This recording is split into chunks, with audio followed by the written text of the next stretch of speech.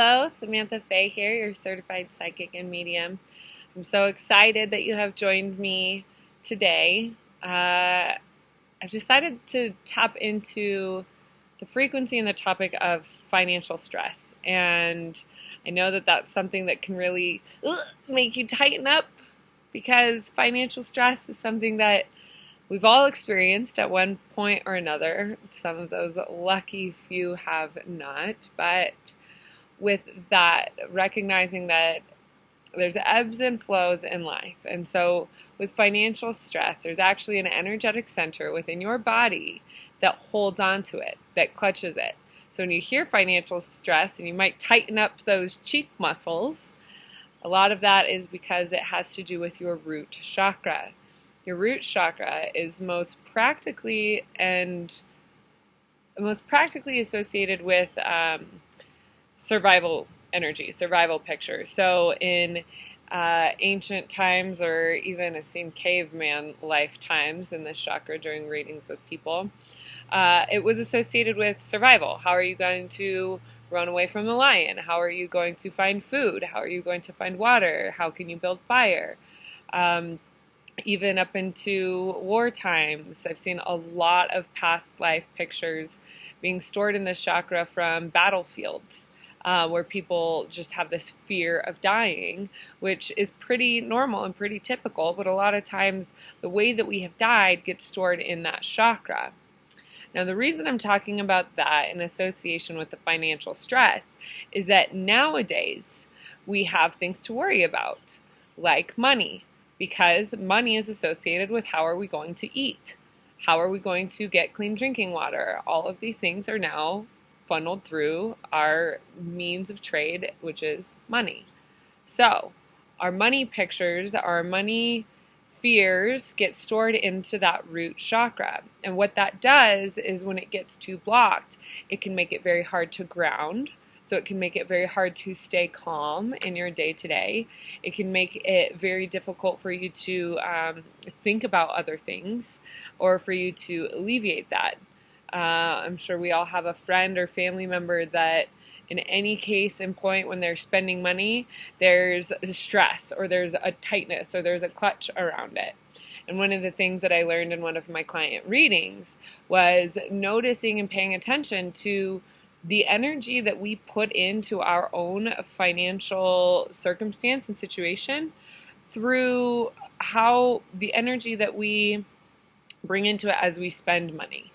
So for me, actually, after that reading, I went and redesigned my credit cards, redesigned my debit cards to have thank you printed on them, so that every time I spend money or I use my credit cards, I send a prayer out to the universe to say thank you for the abundance, thank you for the opportunity to be able to spend this money, and yes, I am open to receiving more, to keep that flow going.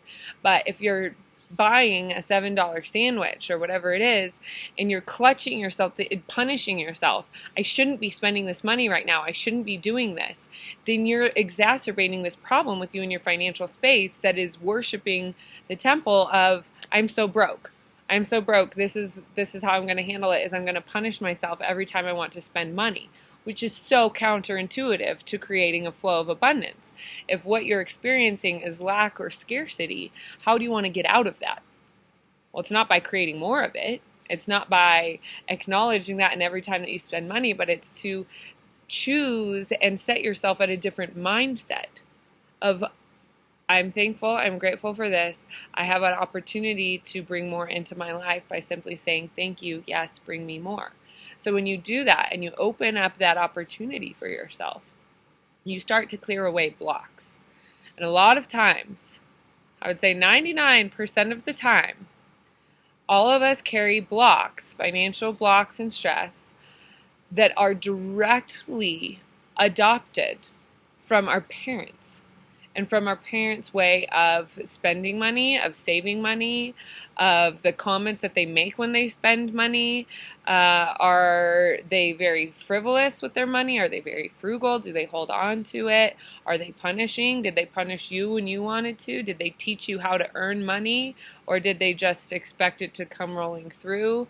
Whatever it is, it's like those those paradigms and those patterns are things that we have all adopted together from our parents. We did a prosperity portal to help break through a lot of that. It's meditation number 14 if you go to my YouTube channel and check it out. That there are ways that we can deprogram ourselves, that we can release ourselves from that way of thinking of constant scarcity, or not wanting to make money, not wanting to pay into taxes because we don't agree with how they're being spent. All of that, there's so many components that go into it. So when you consciously choose to shift your association and your relationship with money and your own personal finances, so much more can change than you give yourself credit for right now. But the patterns that you've adopted, that you are clutching onto, whether it be conscious or unconscious, your emotional attachment to the way that you spend money or the way that you save money.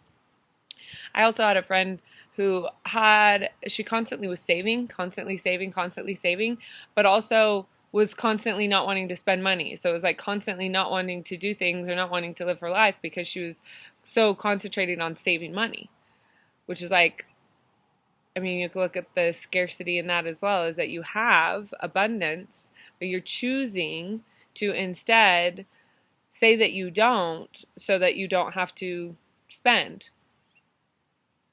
which is interesting. It's a whole nother concept or a way to look at how do we relate to money and what is the role that we want money to play in our lives. So do we want money to be the vehicle that allows us to move forward and to grow our businesses, and to grow our homes, and to serve others? That when you are not stressed and worried about money, you have more of an ability to serve others or to donate money or to share with charities. Whatever it is, you can really look at what is it that you want to bring in. I've also written a post of money is not the root of all evil. There's energy behind that is like the reason behind why people want the money, why greed is a problem in this world today, how the imbalance of wealth has gone on not just in our country, but in countries across the globe. And so we can really look at what is our association with that. What is our association to that? If we have money or if we make money, does that then mean that we are part of the group of people that we have not liked because we have unconsciously been extraordinarily jealous of the things that they have or the way that they choose to live their lives, whether it be that they're driving a Hummer and you judge them for being wasteful? Look at what your associations and what your judgments are about that. But now I challenge you that if you are a healer, if you are a light worker, or you are somebody that really genuinely cares about environmentalism and different ways to be, or even your health, that money is what gives you the opportunity to buy organic fruits and vegetables, which that alone votes that more organic fruits and vegetables be available because there is a demand. You can also spend your money in ways that allow you more freedom to support environmentalism, that support healthy organic ways of living, that support clean water. So you can use your money in extraordinarily beneficial ways. Now, if healers and dreamers and these people that want to use their gifts to heal large amounts of people whose dreams are to own healing centers, that costs money. It costs a lot of money to be able to do that. And so when you look at what is the energy that you're bringing into your money space energetically, is there jealousy? Is there envy? Is there programming from your parents that you don't agree with? What is the scarcity? Are you really truly afraid of what your potential is? Is that what scares you?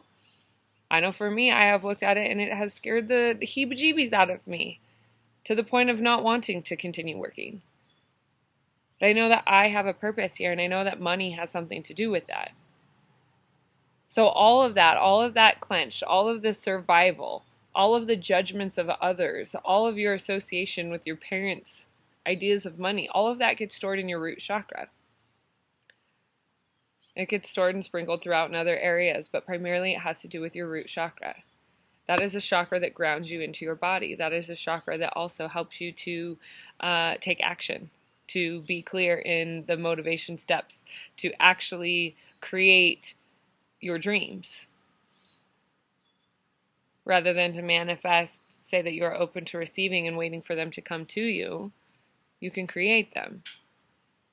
But if you're being weighed down by your connection and your attachment to scarcity,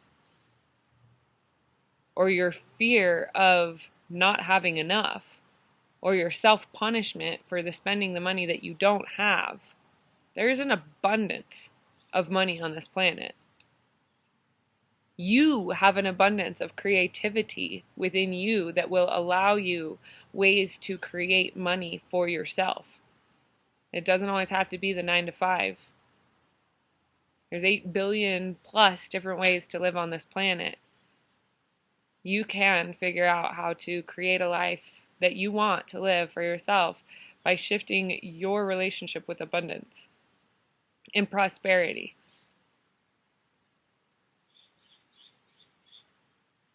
You are the one that is in control of your financial situation.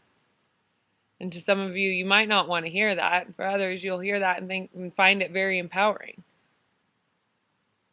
It does take work. It does take determination. It does take enthusiasm and motivation to actually take the action steps to get there. But you are the one that is in charge and empowered.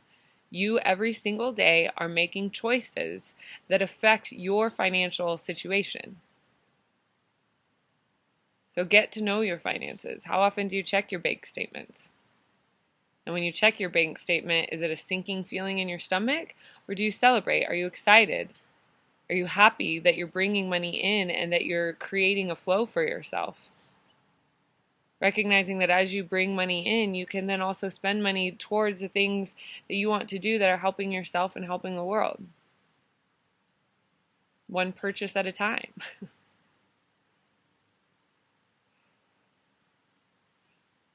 So what else is it for you that creates challenge in your finances, in your money space, as I like to refer to it, a money category in your life?